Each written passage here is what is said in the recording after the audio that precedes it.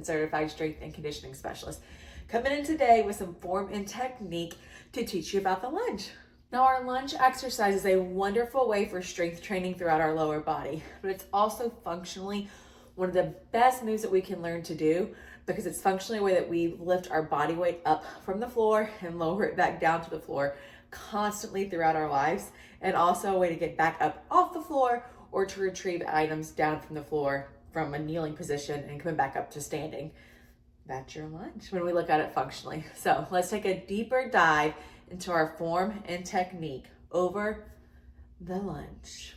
Okay guys, so first what we're going to do is break down the lunge and why I personally like moves like the lunge and the squat better than other traditional lower body weight training like your seated leg extension or seated leg curl. So first of all, being a human, being up and moving with us walking, squatting, lunging, getting up from the floor, however you want to call it.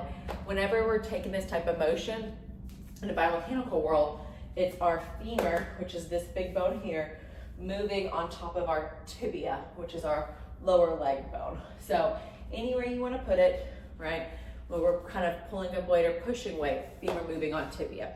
When we sit down and go to something like a leg extension or a leg curl, you're now changing that biomechanical process, and instead of your femur moving on your tibia, you are now moving your tibia on your femur, which is opposite of what we functionally do when in a loaded environment.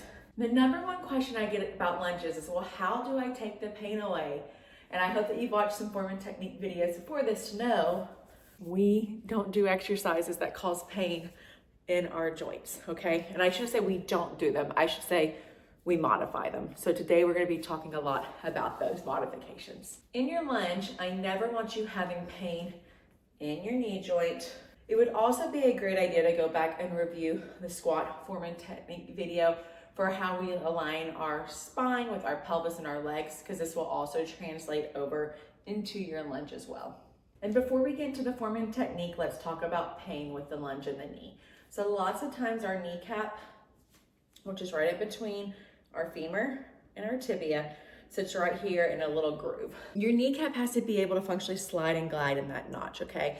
Underneath that, where it's sliding in is some cartilage. So if you have any type of pathologies, patellofemoral syndrome, muscular imbalances, you could be having pain throughout that region of your knee because of other pathologies that aren't because of the lunge, but the lunge just isn't an optimal exercise while you're figuring that out or getting it treated. So the concept is to always think about why you are having this pain and then addressing that primary cause so that we can get to more pain-free movement. So if you find that you are still having pain in your knee with lunges, even with these modifications, I would encourage you to take it a step further, maybe try and get a diagnosis as to what's going on in your patellofemoral joint or your kneecap region to be able to get better answers.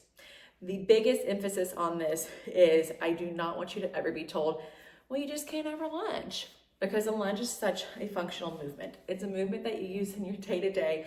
Later on in your life is going to be how you quite literally functionally get down to the ground and get back up. It's our same lunge pattern. With that also being said though, we might need to make some modifications and changes in our lives with the lunge, realizing that just being able to lunge our body weight can be the big goal to keep us functional throughout the lifespan. All right, friends, here we go for our form and technique for our lunge. First, setting up, my favorite way to find your form is to actually come down to the more functional positioning of a half kneeling position. So this is one leg down, one leg forward. Ideally, we've got our hip here and then your knee underneath your hip. Same thing in the front, hip, knee is in alignment. You've got about a 90-degree angle and a 90-degree angle in the back as well. Now from this position, if you can curl your toe and lift up, that is your lunge position. All right, once you've achieved your lunge position, the big cue that I love is to imagine yourself on a carousel and you're that horse. You know how they just go up and down? Nothing is translating forward and back. Same thing with your lunge. So you should just be lowering straight down, straight up. No forward or backward motion while I'm doing that. Also for our form with this, You want to make sure that you're on railroad tracks. So you're not on a balance beam, railroad tracks. And that's where coming down to this starting position will also help you with that form, and is going to help optimally align your hips, knees, and ankles so that you're in a good position for these joints to be working well together. Now you will hear a lot of words or cueing maybe to hinge forward slightly from the hips when doing the lunge. And that's okay. The idea is that that's going to fire up your glute more, because as you hinge forward, as you come up, you're extending this leg back a little bit more to engage that glute. And as you can see, I'm still going to keep that carousel state of mind with going straight up and straight down whenever I do forward lunges, or if I do backwards lunges. All right, the leg is moving, but as soon as I hit my station, my body's just going up and down. Now, when you're performing that lunge, what we're really targeting is our quadriceps and our glutes. So we'll start from the beginning down, setting up our form and our technique. You want to engage your core just like we do in the squats, okay? So no Donald Duck butt, no turkey head. Draw it in, retract the chin, posteriorly tilt the pelvis, strong body and mind right here, and we're coming up. So when we're coming up to standing position, you're extending through the leg, which is activating the glute, and you're straightening through the knee or through your front leg, which is activating that quad as well, all right? So you're lowering down, and it's actually this push motion up, straight, where we're targeting the glute and the quad. Now, range of motion. What's the best way to do our range of motion? The range of motion that causes you no pain means that's the right range of motion for you. I know it's the athletic and the really cool thing that you see the majority of athletes doing, having their weights and coming all the way to the ground, hitting their knees and coming back up, hitting their knees and coming back up. But one, that can cause a lot of trauma to your knee if you're not controlling your eccentric load down. So always have a platform or something soft underneath you if you're going to do that. And also, you could be losing muscle activation from doing that technique. So if you're not thinking about contracting your muscles through this whole range of motion the whole time, when you get down here, you actually get a rest. And a lot of times you're just using your momentum to throw yourself back up. So you're getting more targeted training in your quads and your glutes if we stay up, goal of about a 90-90 position, and back up, all right? That way we're working through this entire range of motion. Now, if you have any pain with that, reduce your range of motion, guys, okay? We can work this from two areas. So you can work it from the standing position, going just until you can go without having pain, back up. And the big thing is when you raise up, you're really working on squeezing that quad, making the muscle connection, squeezing that glute, mind muscle connection, all right? Even if I'm just going tiny little bit baby steps, I promise if you're thinking about that muscle, guys, you're gonna burn it out and you're gonna feel it. And then you're being kind to your joints so we can take care of them throughout the lifetime. The other way that you could train, if you can't get to that middle range of motion, is to start from the bottom. So remember, put something underneath your knee if you need to, okay? And this is also a great functionally training aspect to be working on the part of the lunge that helps you get up from the floor if you're here for functional training. So back toe curl, and you can just come up to what you feel like is comfortable. Here's the important part, okay? Slowly lower down. Don't let your body pop, all right? That's how you fall. A fall is not being able to control your body against gravity. Other questions I get about the lunge and the knee is oftentimes people will experience a clicking or a popping sensation when they're lunging. Is that good or is that bad?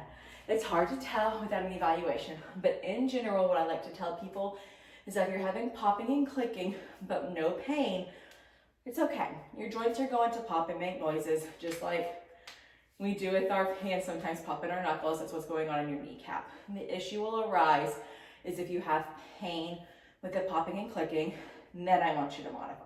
Taking it a step further into our modifications, we can also lunge, modify with a chair. So you'll want to come down like you're sitting in the chair. On the edge though, because you'll want to swing this front leg back to where you set yourself up into a lunge formation. Knee should be underneath the hip. Woo, there we go. 90-90 in the front, or as best as you comfortably can. And from here, you can lunge up and then get to that halfway point and be able to sit without going as low, and then repeating again, up and down.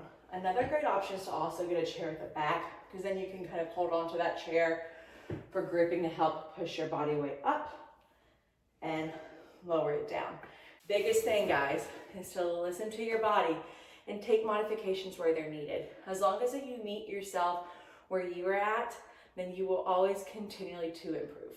Another fun thing to think about when it comes to the lunge is maybe it's not your knee that's bothering you. Maybe the reason you can't lunge or get into a form is because you don't have the range of motion or the mobility in your foot. So if we don't have the range of motion in our toes, to be able to come all the way up into this toe extension, then we're not going to be able to hit our lunge in this extended position coming down and up. And that could be where your balance is coming at, because your body just won't go any further. It's not because of your quad, but it's down into your toes. So that's something you can always check, just standing up straight, isolating out your toes. You want to be able to come up onto your tiptoes and get about 80 degrees in that toe extension. Also with our ankle and foot for our lunges, as we lunge down, you also need the mobility in the ankle joint, boom, to be able to come up and down. So you want to at least be able to get to 0 degrees of ankle dorsiflexion, ideally 10 degrees. So if I plant my front leg and come forward, I should be able to keep my heel on the ground and translate my tibia across my foot, causing at least a 10-degree angle in that ankle foot complex. And if not, then we're lacking mobility, and there's something that we can work on to further improve our lunges. All right, guys, and at the end of the day, if the lunge still just isn't working for you, it's not working for you, and it's okay. But I want you to know that you should have the autonomy over your body and the willpower to make that decision for yourself. Never let someone tell you, well, you just won't ever be able to do that ever again. All right, friends, thank you so much for being here and covering all these topics. I'm sure we could go on for hours about this. So if you have any questions or comments or anything else you just want to pick some brains about, please feel free to leave some comments below. And as always, subscribe for me, guys. Thanks so much for being here.